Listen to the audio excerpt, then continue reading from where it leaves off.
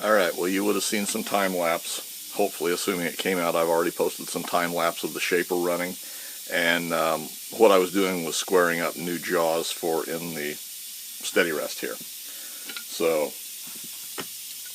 this is the casting. I've stripped out the old jaws and everything again.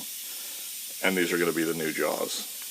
And they'll set in here like this. Now I will probably still thin them down a little bit. They don't need to be quite this thick, and they protrude out of the casting, so I'll probably shave those down a little bit. The one piece that I initially started in the shaper was this one, and it was just a piece of ragged stock. I didn't have quite enough cold roll here on fresh stock to get all three of these jaws, so I just shaved down some. It was a kind of a mindless little endeavor with the shaper. So anyway, let me move this camera down and I can show you what I'm doing here. What I'm going to do first, and I've already got the other one of these jaws set up over in the mill. What I'm going to do is go ahead and drill and tap them. They're 1/4 for these little shoulder bolts, and they're too long for this, so I'm going to have to build a little spacer. Now I contemplated going to, this is the shortest shoulder bolts that they have in stock over here at my little Ace, and I contemplated stacking 2 of them, and that's a possibility, but I still have to set them off a little bit there. So I think I'm going to start off with just one, and we'll see how that works. If not, why, we'll either make a change later on or else build another set of jaws. You know, not that big a deal either way, but for right now we're going to start out with one. I'll have to cut a little spacer, and we'll do that out of some tubing probably. But I'm going to go ahead, go over, and I'm going to drill these. Well, here's our jaws in their basic form, and they'll get smoothed down, thinned out, cleaned up. But now what we're going to do is we've got to go back and slot them. And the way they're going to go is we've got our roller bearings. We still don't have our spacers built for them yet. But our roller bearings will screw right in here.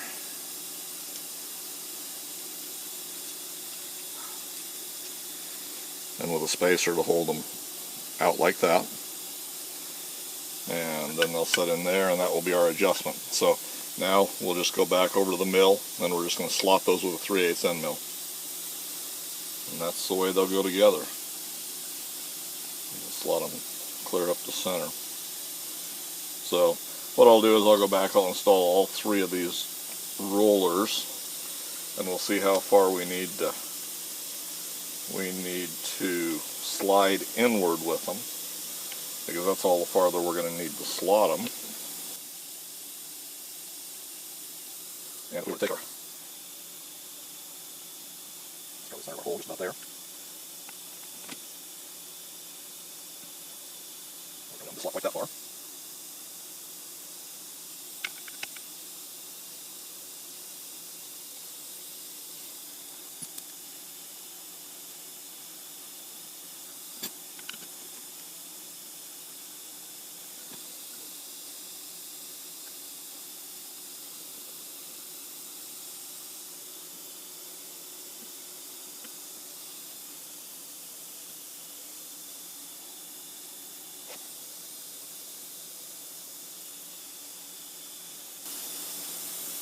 That's kind of the interesting part of these castings. I'm just about 7/8 of an inch there. Yeah, I guess we're about 7/8 of an inch there and there. So, okay, the measurements are about right. But when we look at them, we've got a whole lot more space here that was machined away. So this pocket extends back quite a bit differently than it does on this side, which doesn't make any difference. Just an interesting little note. So if we run a slot from there on each of them, and if we do that slot to 1.25 inches on center, that will give us full adjustment. We do a center line there, and this one's kind of in the wind, but we'll start back here with our center line, move over 1.25 inches, which will just give us a rough little mark here, so we've got some indication when we set it up in the mill. And we'll set our DRO and then make sure that's going to work the way it's supposed to.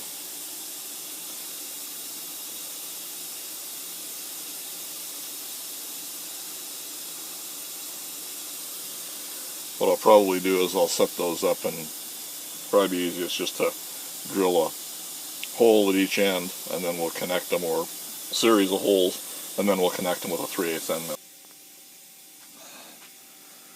I just drilled them with whatever I had set up, which ends up being a 1/4-inch drill, and we're just taking a 3/8. We're going to plunge all the way through and just take one cut to clean these off, and then we'll probably go back and surface them once we're done, although I'm not sure about that yet.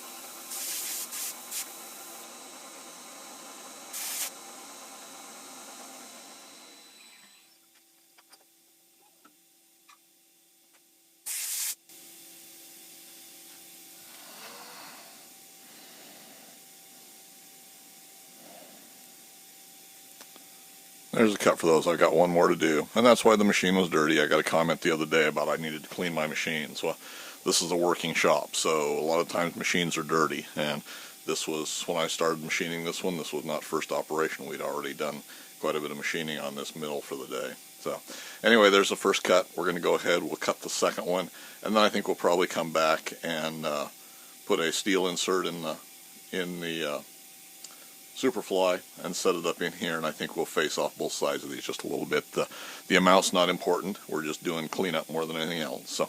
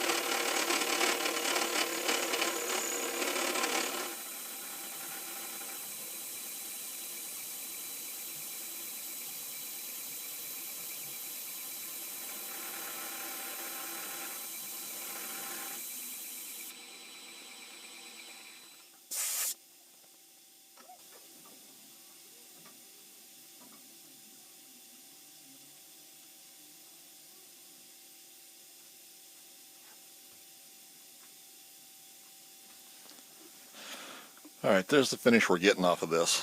Now, I already knew this, but when we look at the pattern on this, and if you listen to the way it cut across, we've got a little bit more of a, I guess if I get it in front of the camera here, we've got a little more of a step right here. You can see that. And you can't actually feel that, but what that indicates to me is the mill's still just out of tram just a little bit. And this mill's so worn anyway, and you run into this a lot of things after they've been used for so many years. What's happening is the quill's actually tipping a little bit as we cut across here. Like I say, we've got that little, and that's where the cutting pressure was released on this end of the stroke down here. So that allowed it to tilt up a little bit more. So we stepped actually up from where we were engaged there.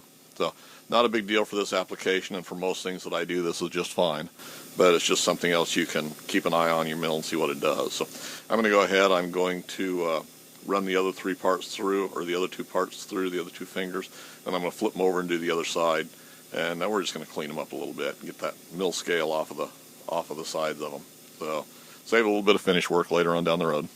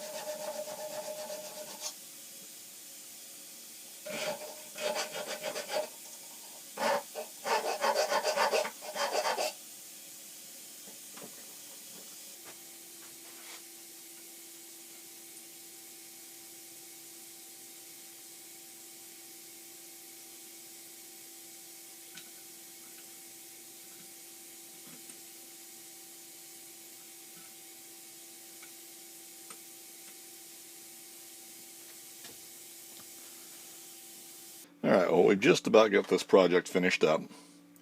This is the way our little jaws look. Every one of them. They're all pretty much the same, other than to be polished a little bit more and reblued, a little more deburring on them. I've got a little bitty spacer down in there. I just did that out of some 4130 tubing that I had. And that just stands them off. And that really wouldn't be necessary other than the fact that that's the only length shoulder bolts that were in stock at the Lathe hardware store. So they all set right down in there like that. Socket head cap screws I'm using to hold them on. I turned down the shanks of them just a little bit where they go through the arms of the fingers, or where they go through the slots in the fingers. The reason being, these holes drilled in the castings are not exactly centered. They vary quite a bit. So even though I was relatively well centered up on these, why they didn't line up. So what I did is I just turned the shoulders down a little bit, and I'll probably take and turn a washer for underneath these just to give them a little more bearing surface on the fingers, because otherwise they'll mar them up a little bit. But anyway, they go in there just like that, and then they screw right back down in place.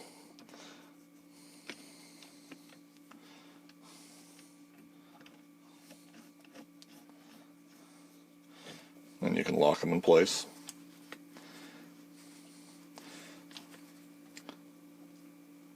So, like I say, next time I fire up the bluing tanks, we'll go ahead and blue these.